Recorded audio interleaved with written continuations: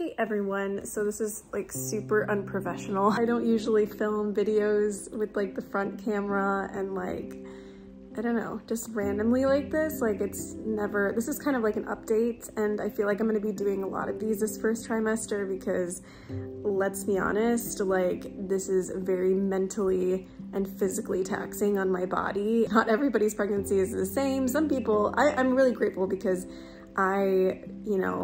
I'm not like actually like vomiting like some of my pregnant friends right now. And it's just been really overwhelming trying to get in with this system and like understand the protocols here. And it's definitely overwhelming because I am foreign and my husband can't come into the hospital even with me to my appointments. But in fact, the other day, the doctor said if he comes in the evening around closing time, then it's totally fine if he comes to my appointments, which was a relief to hear. My doctor is super nice and everybody's so caring there. We chose a private hospital to give birth because they take really good care of you. It's a very cozy hospital, very European looking, very homey. It's very popular. The doctor is very popular and very good at what he does. And I did a lot of research here and asked a lot of people their experiences, and they've had nothing but good experiences and good things to say about this place. So I'm really grateful for it. But you know, like this is my first pregnancy. And so I honestly, like, I didn't expect, I kept thinking like it would be a very easy first trimester for me because I have a pretty strong stomach since a few years ago when I had a lot of gut issues and things like that. I have a lot of strength in my gut now. So I was like, oh, I'm gonna be fine. I'm not gonna be woozy or nauseous, but no, like I have so many food aversions. I have been sitting on the couch most days. First of all, I'm very grateful that I can stay home.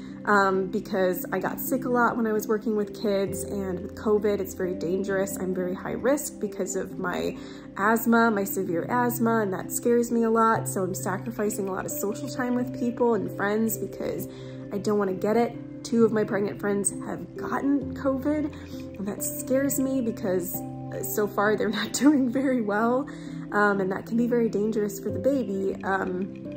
So I'm taking it very slow and kind of self-isolating for the next 7 months. I know that sounds really sad, but I am still trying to get out and do things alone and with my husband because I know that he's fine, and I'm really grateful that my husband can stay home and work and things like that. And you know, I've been so motivated to create and make videos, and I have more time now before the baby comes. So I was just like, I'm gonna dish out all these videos these next few weeks and just really document. And I have been documenting, I just haven't been editing because whenever I sit up, I just want to throw up. And whenever I feel like it's getting better, it gets worse. And so I've been battling a lot of depression with that because I've been just kind of battling with myself, like, why am I just being lazy all day? I need to do something. I need to hustle. I need to go, because that's just who I am. I'm just I like to do things and I like to accomplish things, and I haven't been able to. And you know, like there's a lot of responsibilities that have been neglected.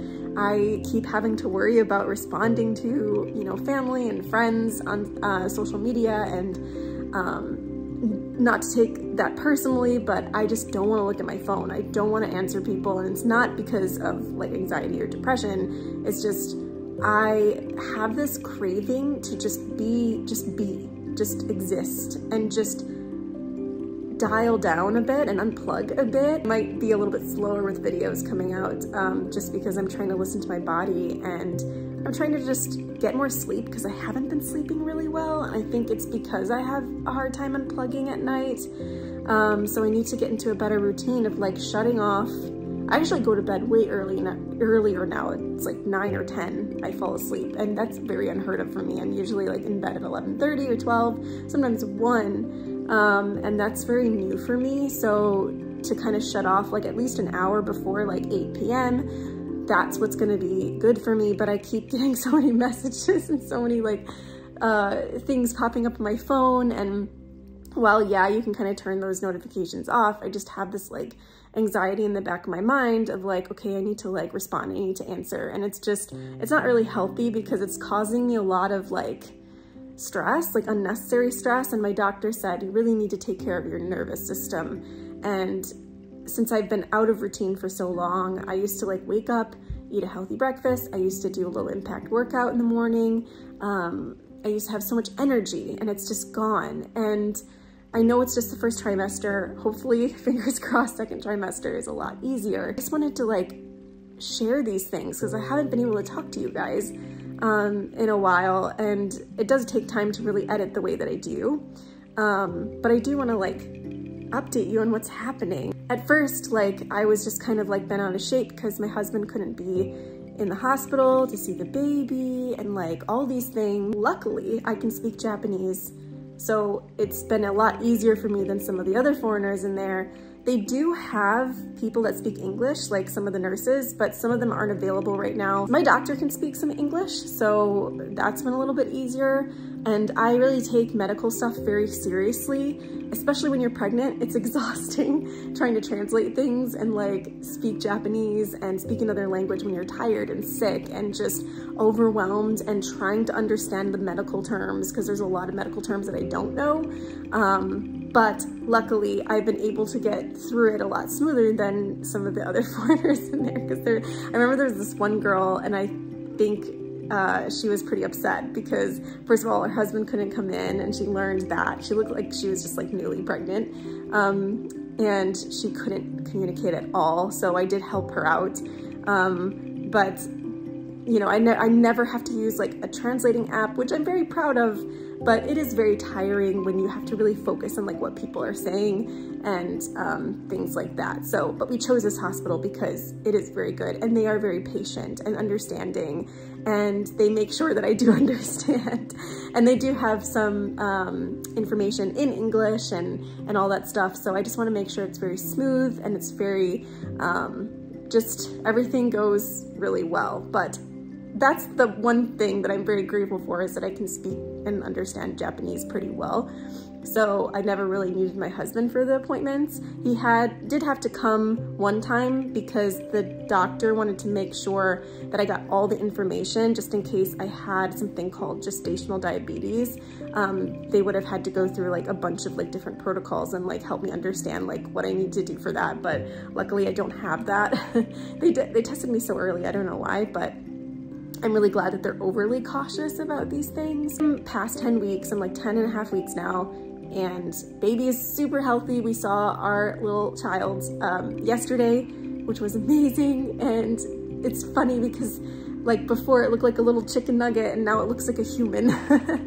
Has a big head, it has arms and legs and everything, and I'm just like, oh my God, I can't believe that's inside of me. We got to actually hear the heartbeat. There was a time where we saw the heartbeat and we could see little sound waves, but this time we got to hear it, which was super cool. I have just been watching my favorite TV shows, watching movies, playing some games, reading, doing those types of things, and I'm just not used to that because I'm like, wow, I'm so lazy. Like, why don't I just get up and do something? And then I push myself and I'm exhausted. I actually went out to meet a friend the other day, and my energy level just dipped so fast, and it was such an enjoyable lunch. I'm so glad I got to see my friend because she's leaving Japan. But like halfway through I was just like, I do not feel good. I was trying not to throw up on the bus when I was going to where I needed to meet her, and I was just like, this is awful. Like, it's just a forever, like, I don't want to say sickness. I say it a lot, but it's not a sickness. I'm just pregnant. And this is part of pregnancy, and it's so beautiful and so horrible at the same time. Yeah, like I don't crave any sweets. I want to vomit when I look at a donut. Like, I cannot eat that, so I'm really grateful for that. But I do want to eat a lot of, again, Mexican food and like just like carbs and things like that. So I have to be very careful with my diet. It's been really hard with the food aversions to cook. Like, the smell of things is really strong. When we do the ultrasounds, it's so quick, so I haven't been able to just like film or like pull out my phone, and there's just a lot of people, like nurses in there and stuff like that, and you're just like, I don't want to like infringe on anybody's privacy, but I'm sure you guys have seen people get ultrasounds before on YouTube and things like that. I just wanted to kind of like post something because I was just like, I really want to like share this journey as best as I can. I promise you the next video will be more edited. It's more my journey and what I'm like, you know, eating and what I bought on iHerb and like our plans and like all that stuff. And I do want to talk about like the differences of being pregnant here versus the States, because I have friends who are pregnant in the States right now too. I just want to keep updating. I still want to keep posting. I want to look back on this and be like, oh yeah, I remember that, you know? So this is like super unprofessional, but I do promise some really great videos. My husband and I are going on a little bit of a romantic trip in Yamanashi, away from the city. So that'll be really nice and relaxing. I'll be filming that for sure because I would remember these things. But I'm sure the second trimester will be better, but until I get into like a routine again and I refresh myself and just kind of get my thoughts together, because I didn't allow myself to do that, then I'll start like posting again. And what I mean by that, it's probably gonna be like a week later when I post. I'm just skipping a week so I can just get my stuff in order. But this is tough. Like it's a lot more tough than I really imagined, but it's all worth it in the end. So anyway, if you guys watch this entire thing, thank you so much. And I'll be still posting on my Instagram and things like that, but just dialing it down a little bit so I can like get myself in order again. But yeah, anyway, that's all I wanted to say, and I will post again soon.